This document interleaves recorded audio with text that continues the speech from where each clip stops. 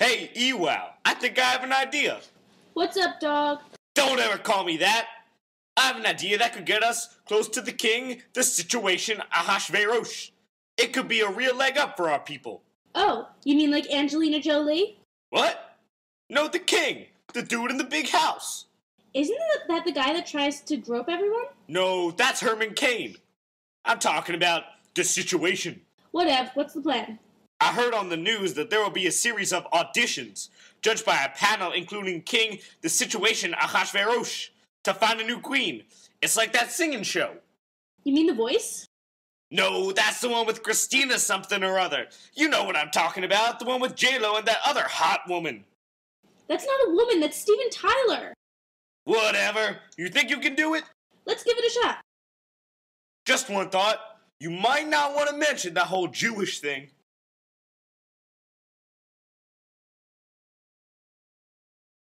During the weeks and months of the competition to become the next queen, Ewow became a favorite of the king's attendant and supervisor of the contestants.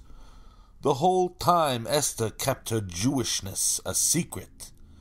Morty D also kept a close watch. And when the year of preparation came to an end, each woman was brought before the king.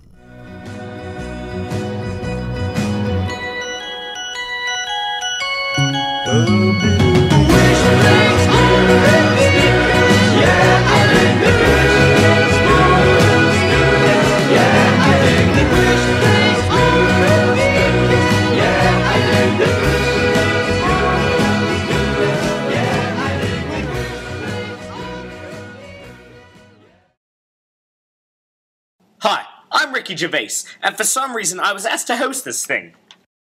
Again? Get him out of here and bring on the women. So I'm waiting for the contestants to come in, and there's Ricky Gervais again. And you know what? He really isn't that funny. So the king calls each woman back that he wants to see again by name.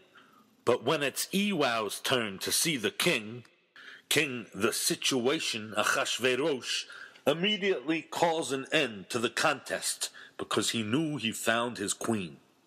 The king makes Ewow queen instead of Snooki Vashti, and he throws a banquet in her honor.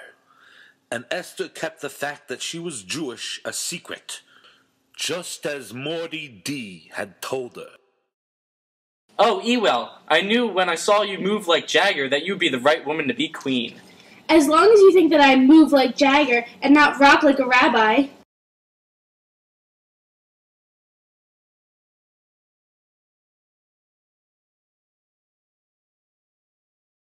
While Morty D is chillaxing at the city gate, he overhears two guys planning to kill the king. Big Tan, a guy with a huge tan, and Teresh, you know, like you're standing out on the terrace getting a big tan.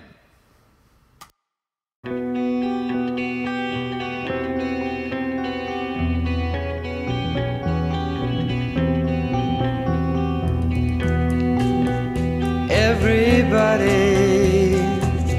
has been burned before. Everybody knows the pain. I can't stand that king of ours. I just hate him.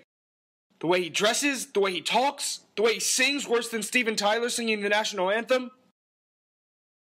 Yeah, I agree. He's totally pitchy. Maybe we should take care of the situation, if you know what I mean. Yeah, like, that's totally obvious. So we agree. Let's totally ice the situation.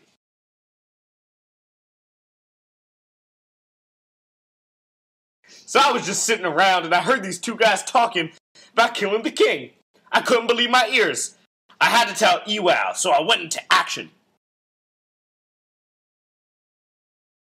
So Morty D tells Ewow, and Ewow turns it around and tells King the situation, and he has the two schemers eliminated, if you know what I mean.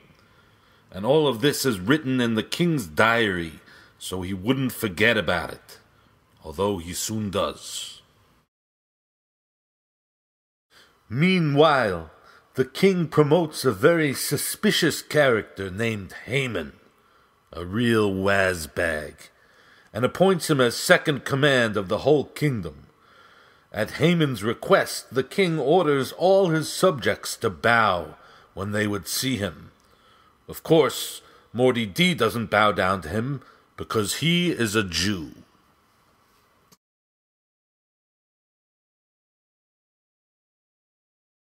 Why won't this man bow down to me?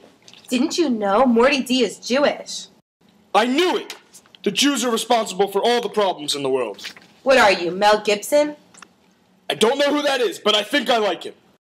I promise I will kill all the Jews.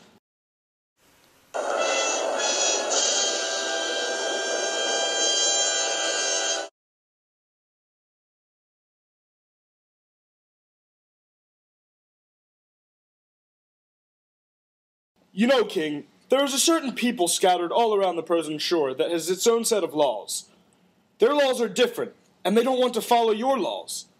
If I were you, I wouldn't take it. If you'd like, I could draw up the order and have them all exterminated. I'll even throw in $10,000 for the royal bank. What do you think, King? Here, take my password. This will give you full access to my accounts and documents. You can do whatever you want with the money and the people.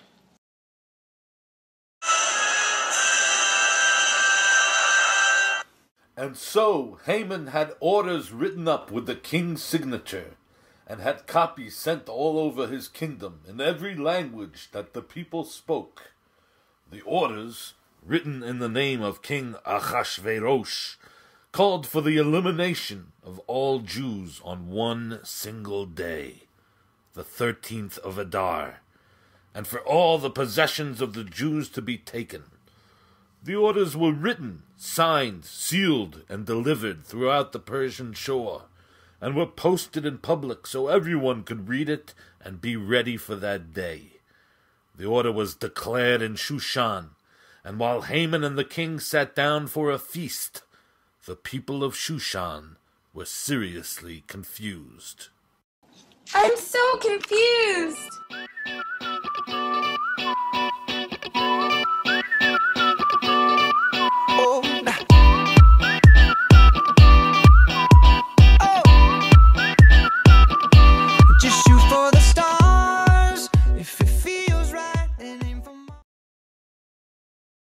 I'm so depressed. How can something like this evil plan happen?